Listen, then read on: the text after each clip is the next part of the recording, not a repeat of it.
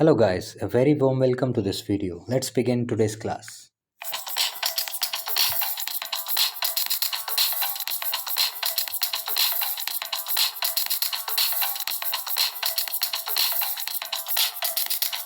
तो motivational thought के साथ स्टार्ट करते हैं। क्या कहना चाह रहा है?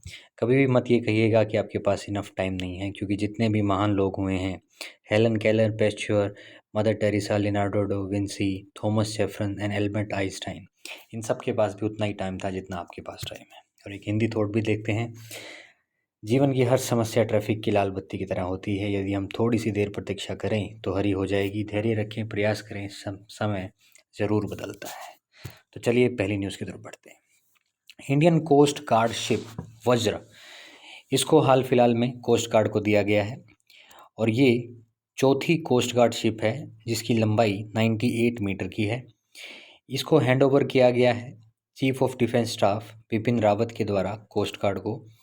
ये कहाँ बनाई गई थी? चेन्नई के कटुपल्ली में, लार्सन एंड टर्बो कंपनी के द्वारा। इसका काम है नेविगेशन, यानी इधर उधर चीज़ों की जांच करना, पता करना कि आसपास कोई दूसरे विदेशी देश की कोई शिप आ रही है कि नहीं आ रही। कम्युनिकेशन के लिए इसको बनाया गया है और ये double engine helicopter plus 4 speed boats को भी कैरी कर सकती है। नेक्स्ट बात करते हैं।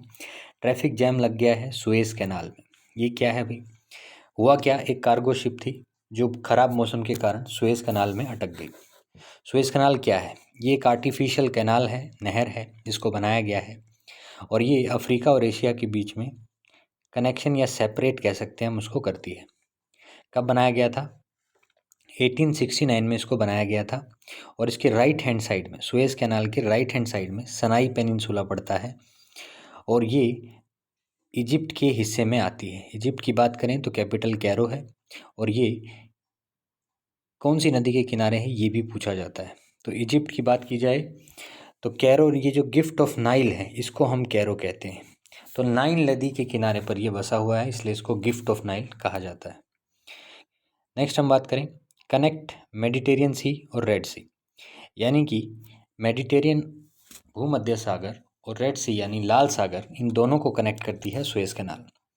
अलेक्जेंड्रा की बात करें तो यहाँ पर नाइल नदी का जो छोर है वो एक डेल्टा बनाता है, उसी का नाम अलेक्जेंड्रा है। यहाँ पर एक पोर्ट भी है, उस पोर्ट का नाम है सेड। पोर्ट सेड भी कहाँ पर मिलता है? सुएज़ कैनाल पर मिलता है।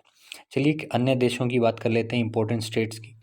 स्टेट होते क्या हैं? जो तो बड़े बड़े समुद्रों को आपस में मिलाते हैं, वो वाली जलधाराएं स्टेट कहलाती हैं। तो फॉर्मोसा स्टेट किसको अलग करती है? चाइना और Taiwan. Yucatan strait Mexico and Cuba.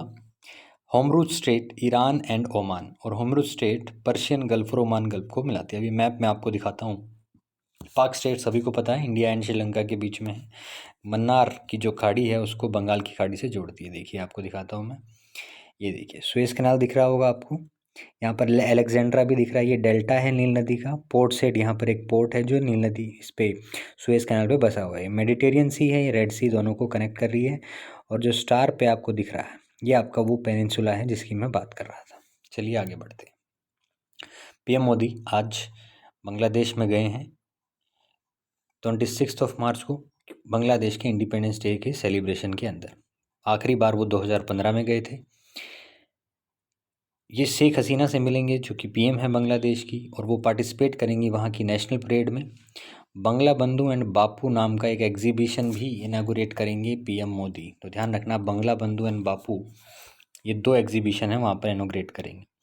और बांग्लादेश की 2 हेरिटेज साइट हैं, ओराकंडी एंड सतकीरा, यहाँ पर भी पीएम मोदी गए हैं। बांग्लादेश की बात करें, बांग्लादेश के साथ भारत के कितने राज्य जुड़ते हैं? तो असम, वेस्ट बंगाल, त्रिपुरा, मेघालय और मिजोरम, जिसमें सबसे बड़ी सीमा वेस्ट बंगाल की लगती है, ये आप सभी को पता है। नेक्स्ट बात करें, बांग्लादेश की कैपिटल ढाका है और इसकी करेंसी टका है।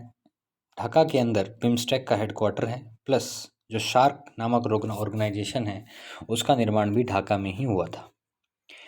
यहाँ का नेशनल स्पोर्ट्स कबड्डी है और यहाँ पर एक आइलैंड है जिसका नाम है भासन आइलैंड। और ये भासन आइलैंड वही है जो म्यांमार से आए रोहिंग्या मुसलमान को शरणार्थियों के रूप में रखता है। अभी हाल फिलहाल के दिनों में यहाँ पर आग लग गई थी जिससे काफ़ी ज़्यादा नुकसान हुआ था। गांधी अवार्ड मैंने पिछली वीडियो में बताया था, शेख मुजिबुर रहमान को दिया गया है। ये पहले प्रेसिडेंट थे बांग्लादेश के। तो भारत की तरफ से गांधी पुरस्कार इस बार इनको दिया गया है। स्वाधीनता पुरस्कार की बात की जाए तो ये बांग्लादेश का सबसे बड़ा सिविलियन अवार्ड है, जैसे भारत का सबसे बड़ा सिविलियन अवार्ड भारत रत्न है। बन ऑफ कैट्रोपोलियम बैन लग चुका है बांग्लादेश के अंदर एक दवाई के ऊपर जिसका नाम है कैटोप्रोफिन। क्यों लग गया है? क्योंकि कैट्रोफोमिन की जो कच्चा पदार्थ और इसका जो वेस्ट निकलता है बनते वक्त, उसको खाकर जो वल्चर्स हैं वहाँ कर वल्चर्स की हत्या हो रही थी, मृत्यु हो रही थी, जिसके चलते बांग्लादेश में इन पर बैन लगा दिया गया है।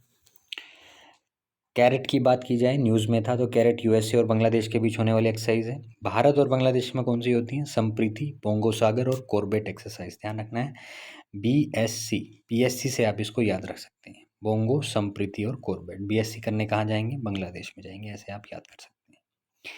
मैत्री ब्रिज बनाया गया था, मैंने पिछली वीडियोस में आपको बताया है, तो रिवीजन के लिए बता देता हूँ। ये फैनी नदी के ऊपर बनाया गया है, ये त्रिपुरा और बांग्लादेश को जोड़ेगा, जिससे हमारे जो उत्तर पूर्वी राज्य हैं वहाँ पर व्यापार करना आसान हो जाएगा। अब बात करते हैं टीबी इंडेक्स रिपोर्ट की। तो स्टेट टीबी इंडेक्स रिपोर्ट आ चुकी है। इस बार भारत के अंदर बताया गया है कि 24% कम टीबी के रजिस्ट्रेशन हुए हैं पिछले साल के मुकाबले, कोरोना के चलते।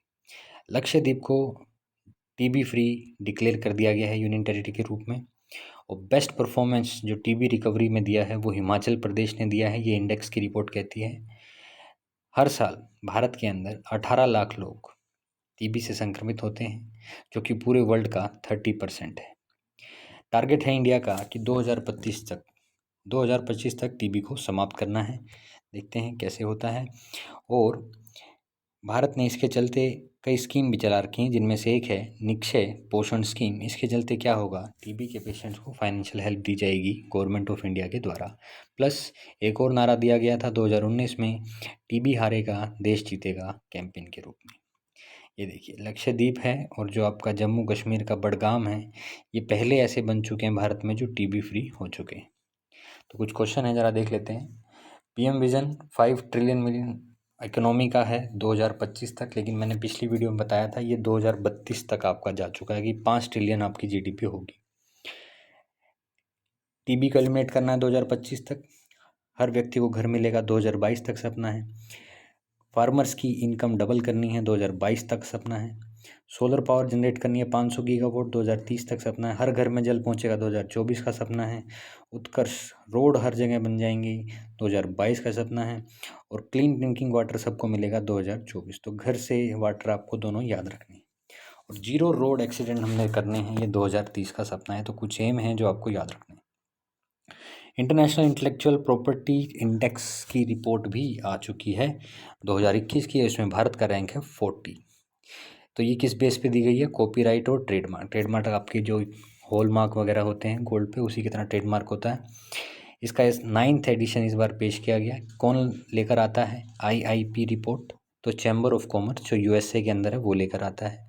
प्लस ये एक और रिपोर्ट लिखता है, world intellectual property orbits report भी ये लेकर आता है चैम्बर ऑफ कॉमर्स।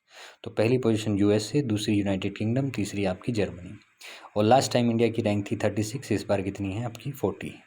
ब्रिक्स में जितने भी देश आते हैं, 5 देशों में भारत दूसरे स्थान पर है IIP इंडेक्स के अंदर।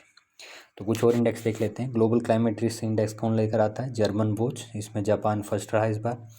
ग्लोबल टेररिज्म इंडेक्स रिपोर्ट कौन लेकर आता है? Institute of economics and peace, पहले पोजीशन पर अफगानिस्तान। डेमोक्रेसी इंडेक्स कौन लेकर आता है? Economic intelligence unit, first position पे नॉर्वे। और social mobility index world economic forum, first position पे डेनमार्क। और हेनली पासपोर्ट रिपोर्ट हेनली लेकर आता है जापान, पहले स्थान पर है सिंगापुर के साथ। प्लस इंडिया की रैंक इसमें 85 है, ये आपको ध्यान रखना है। और खुशहाली इंडेक्स में मैंने पिछली वीडियो में बताया था भारत की रैंक कितनी है, 139। और ईज़ ऑफ डूइंग बिजनेस में भारत की रैंक है 63, जो वर्ल्ड बैंक आपका लेकर आता है। एशिया का largest tulip garden Jammu Kashmir के अंदर है। पहले इसका नाम इंदिरा गांधी मेमोरियल गार्डन था।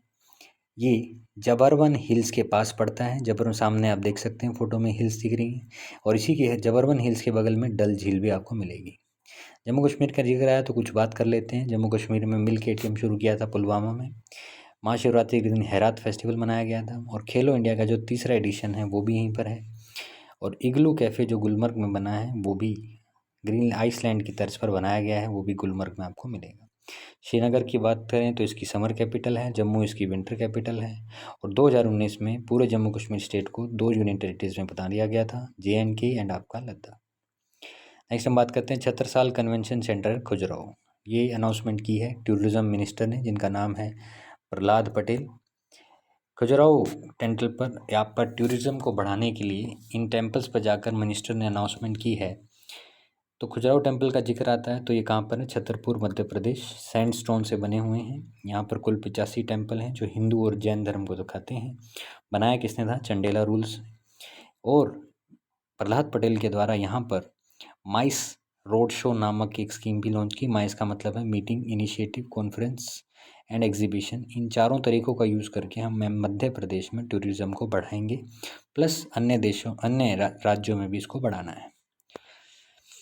तो इसकी हम बात करें तो ये जो माइस स्टार्ट किया गया है, ये स्वदेश दर्शन स्कीम के अंदर लॉन्च किया गया है, जो टूरिज़्म इंडस्ट्री ने देखो अपना देश के तहत लेकर आया था। मध्य प्रदेश का जिक्र हुआ तो बात कर लेते हैं कितनी सारी स्कीम यहाँ से जुड़ी। देखो, गंदगी भारत छोड़ो कैंपेन, मेरा मास्क मेरी सुरक्षा, रोको टोको भी यहीं से थी। मिशन ग्राम उदय धर से स्टार्ट हुआ था मध्य प्रदेश से, अभी हाल फिलहाल की न्यूज़ है। चरण पादुका योजना और इंतजार आपका स्कीम, जिसके गोविंदा एम्बेसडर हैं, मैंने पिछली वीडियोज़ में आपको बताया हुआ है। CESL ग्राम उजाला स्कीम, जिसकी हाल फिलहाल में 24 तारीख को बिहार में लॉन्चिंग हुई थी, उसका दूसरा चरण जो है वो यूपी के वाराणसी में RK सिंह, जो कि हमारे power and renewable energy minister, उनके द्वारा लॉन्च किया गया है। दूसरा प्लेस बन गया है यूपी, जहाँ पर ये लॉन्च हुआ है। इसमें 10 रुपये में LEDs दी जाएंगी और 7 वाट की भी मिलेंगी, 12 वाट की भी आपको बल्ब मिलेंगे, 3 ईयर जिनकी वारंटी होगी। तो ये कुल 5 डिस्ट्रिक्ट में स्टार्ट करना है। सबसे पहले बिहार के अराह में 24 मार्च को स्टार्ट हुआ था। 2021 उजाला योजना, जो कि अंदर इसको ये करवा रही है, और उजाला योजना आपकी 1 मई 2015 को शुरू हुई थी। उजाला का मतलब क्या है? उन्नत जीवन by affordable LED for all. तो LED सबके पास होनी चाहिए, क्योंकि बिजली खपत है, प्लस कार्बन एमिशन इसमें कम होता है, जिससे आपका पोल्यूशन कम फैलता है। 1 डिस्ट्रिक्ट 1 प्रोडक्ट यूपी की स्कीम है।